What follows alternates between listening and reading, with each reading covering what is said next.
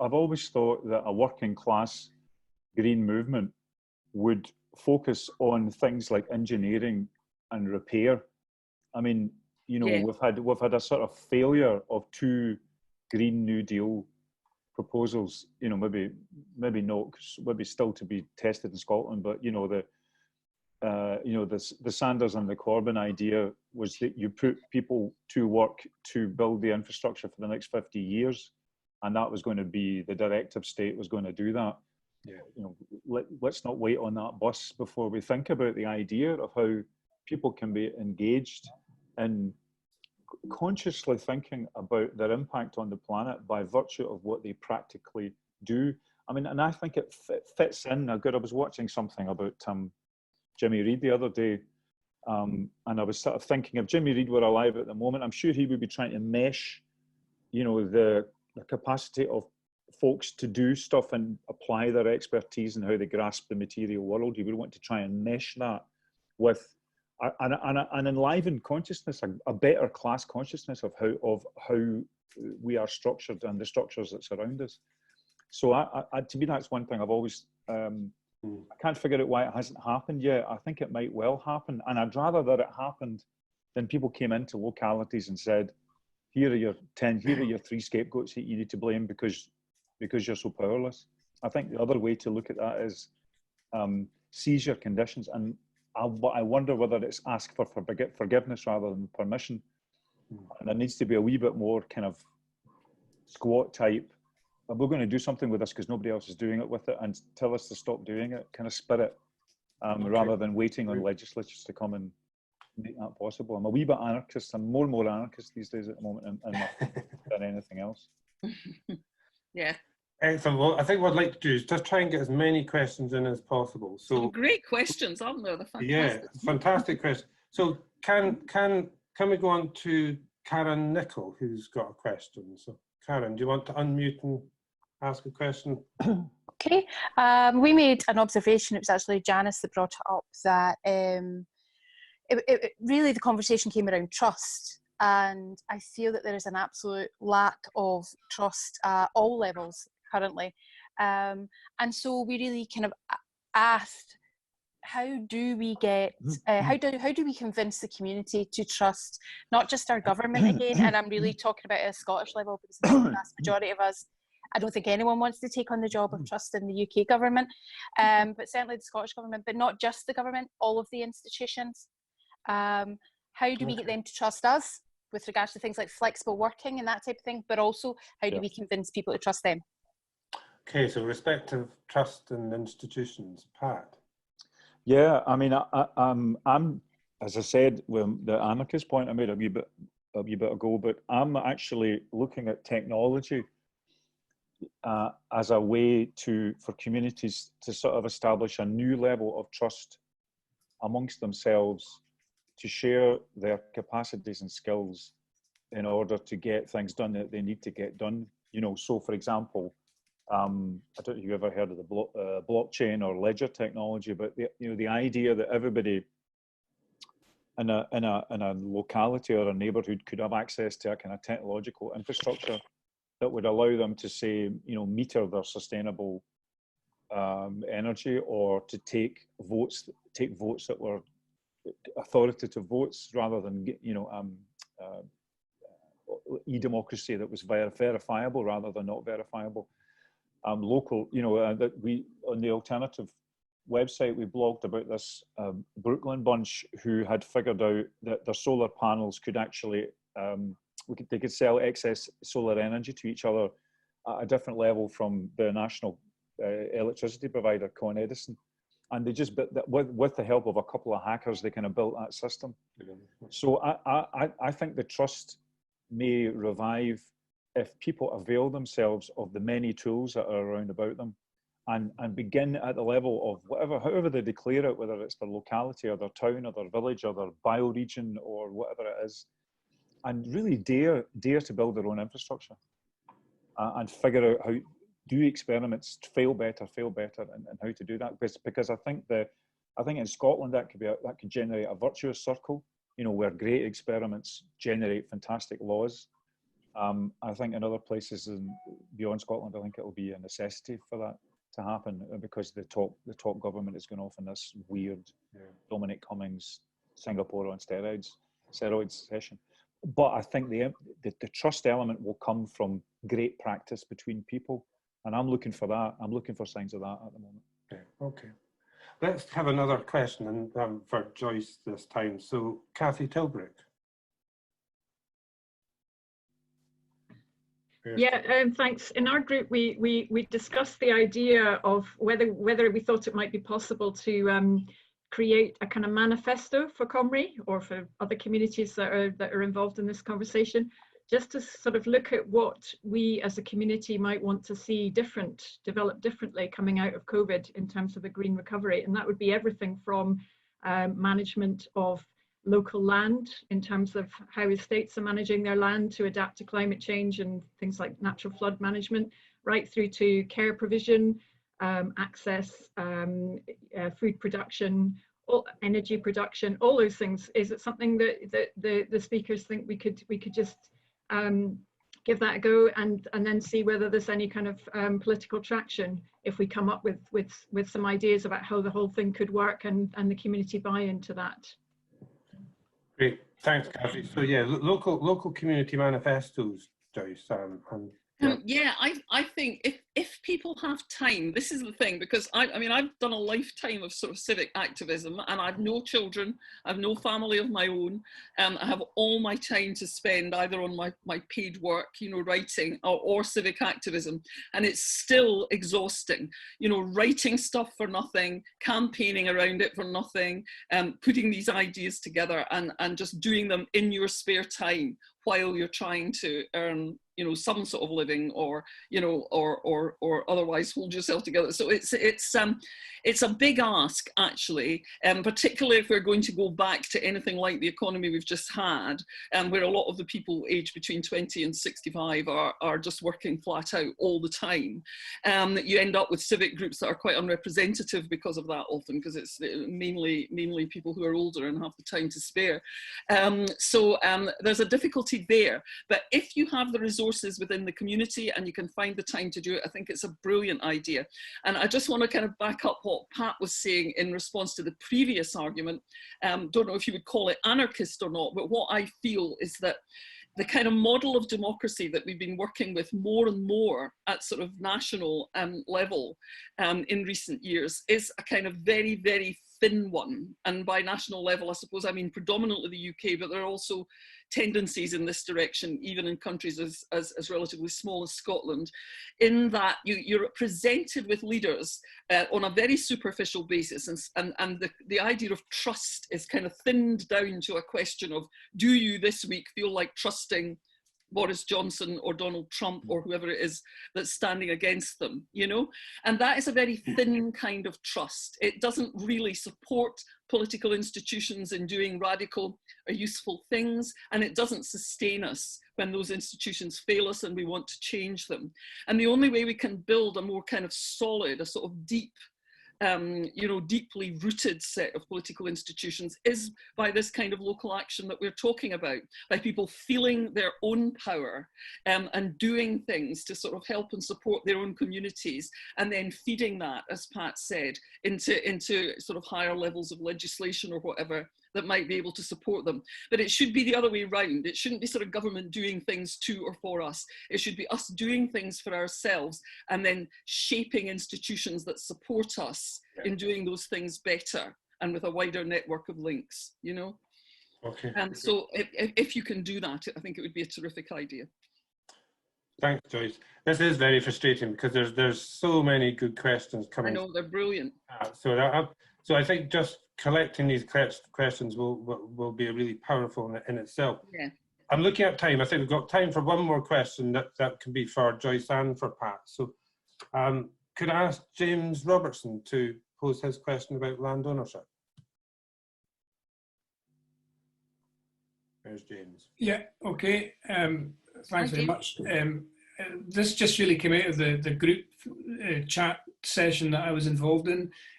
All of us seem to be really wanting to push the idea of using the existing legislation for land ownership, for people having buyouts and so on, but maybe developing that further to try and redistribute the population of Scotland. We have 5.5 million people squished, most of them squished into one relatively small part of the country, but we've got a huge amount of space, and we've seen historically how communities have been drawn into big urban centres, and this would seem to, I think what came out of the group session was, can we actually find a way to redistribute the population to build more sustainable, smaller communities that actually would then be better connected, because there'd be more people, they wouldn't have vast gaps between communities.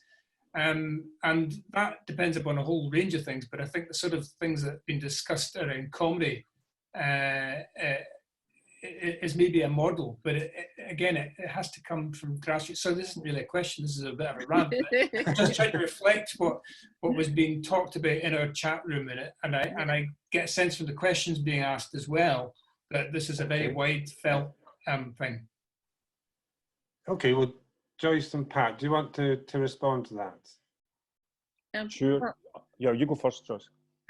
Okay, well, I do think the question of ownership, I mean, one of the things that we haven't really discussed, and I kind of meant to in my initial thing, but I went on too long about other things, but it is, what are the main blocks to this? And I think one of the blocks is that at the level of our national politics now, even with sort of well-intentioned politicians of the centre left, you've got a kind of reluctance. They're so used to the sort of Blairite idea that you can triangulate all the interests and it's all going to work out, that there's a reluctance to kind of confront the things that really have to be confronted. And the fact is that the land ownership situation in the whole of the UK is not right. I mean, it's particularly sharp in Scotland because there is so much relatively underpopulated land now.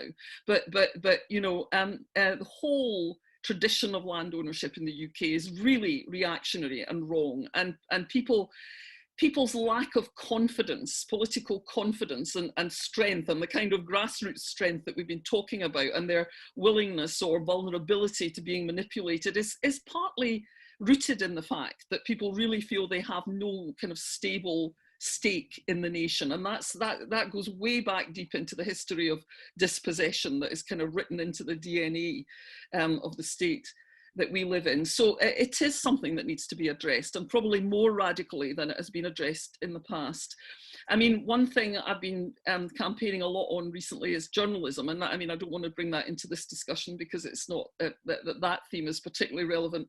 But the fact is, every community has assets which shouldn't be able to be taken away from it without the community at least being given the opportunity to take some kind of control of those assets themselves, whether that is land, whether it's a vital local amenity like a shop or a village hall or a you know, a pub, or whether it is something like a newspaper for a local area, which is really important in transmitting news, you know, and being a sort of recognised title there. I think we need to strengthen up all of that legislation and make it much more positive. I think in terms of what you were saying about trying to kind of have more communities in what are now relatively sparsely populated areas of Scotland, yes, but I don't think we live in the kind of society where you could do that by any kind of compulsion or even manipulation. It would be about making that life attractive, and that would be about connectivity. It would be about the sorts of lifestyle changes we've already been talking about, and people being increasingly drawn to being able to live closer to nature and all the rest of it. And that is never going to be a fast process, but I think it could be speeded up considerably if we had something like a universal basic income, which gave people more choices about how they live their lives. Excellent. Thank you, Joyce. Pat, to finish. Just to add to that very briefly, I did a presentation. I've posted the link in the chat box to a bunch called Development Trust Northern Ireland. And what it opened up for me was not just a kind of quite a long and all Ireland history of activism about returning assets to communities. People have been attacking this from so many different angles over quite a long period of time, certainly from the 60s in a very active way. One could say almost all the way back to the 20s with Octavia Hill and the sort of settlement movement, people living in settlements. Yeah.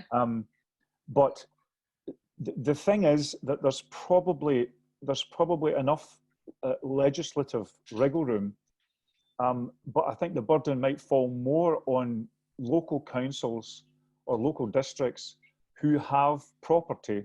And the question is, are they going to sell it off to developers to address their budget gaps? Or are they going to turn it into commons or trust or assets held in trust that the community then is actively responsible for? They're not looking for a return on investment, they're looking for a with profit or non-profit. So the question is, crucially, how do you create a commons?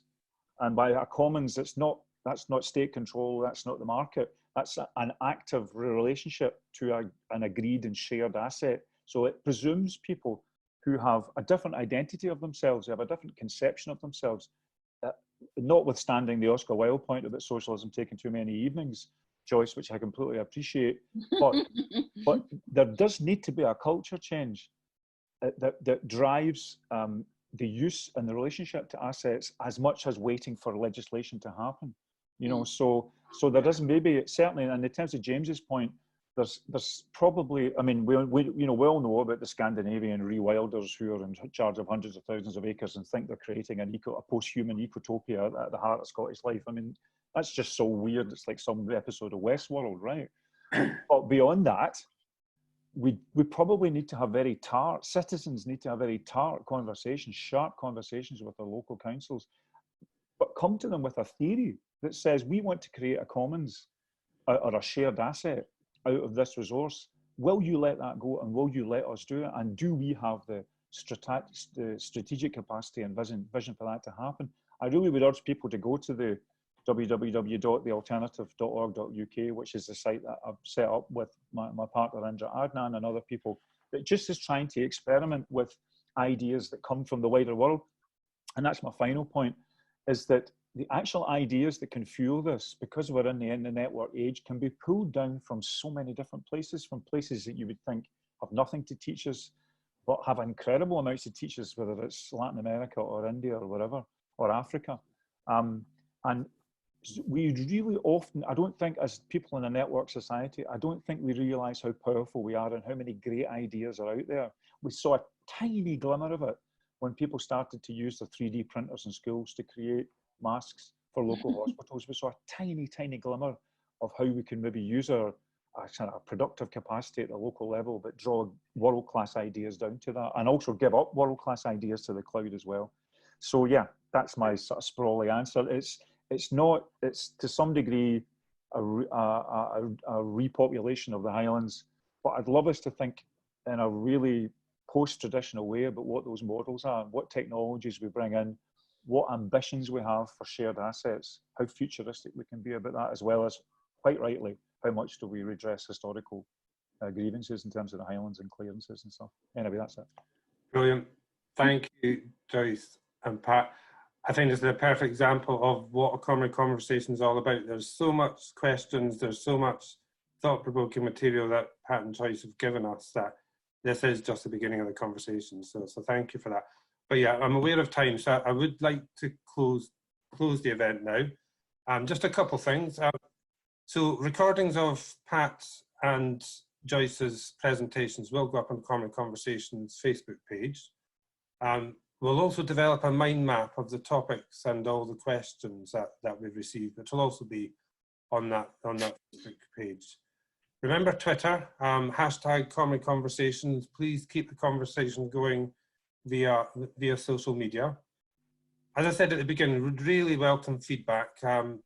Future topics, future speakers, how you thought about this format, how well it worked, how we could improve it. You can put that feedback either in the chat box just now while I'm speaking, or at the Comrie Conversations Facebook page, or just respond to the email that you received yesterday with the Zoom link. So various ways in which you can feedback. Quick word on the next events, because this, as I said, is the first of 3. They're fortnightly, so in 2 weeks' time, on the 21st of June, the topic's going to be a fairer and healthier economy. And Catherine Trebeck and Shauna McPherson will be joining us for that. 2 weeks after that, it will be a thriving cultural sector, which Joyce mentioned the arts earlier on. And Ruth, who's with us, Ruth Bishop and James Robertson, who's with us as well, will be leading that discussion. Okay, so finally, just some thank yous. I'd like to thank again Joyce and Pat for your inputs. I'd like to thank Alan Caldwell, for organising the event and being the tech behind the scenes. I'd also like to thank all of you for coming. So why don't we all just unmute our microphones and have a round of applause for everyone.